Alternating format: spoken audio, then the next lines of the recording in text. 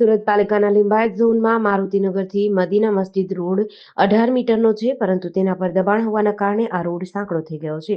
લાંબા સમયથી ફરિયાદ હતી, પરંતુ તેના પરથી દબાણ દૂર કરવાની કામગીરી થતી ન હતી. આ વિસ્તારમાં માથાભારે તત્વો દબાણ કરતા હોવાથી પાલિકાએ પોલીસ બંદોબસ્ત સાથે રાખીને દબાણ દૂર કરવાની કામગીરી હાથ ધરી હતી.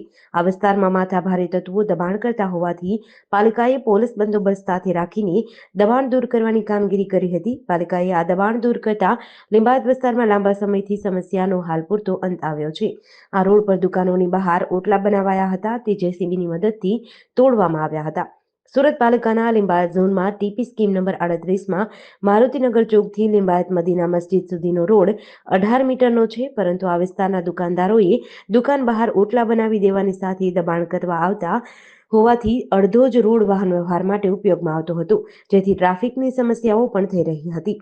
આ વિસ્તારમાં માથાભારે દબાણ કરનારાઓ દબાણ કરતા હોવાથી પાલિકા દબાણ દૂર કરવાની કામગીરી કરી શકતી ન હતી.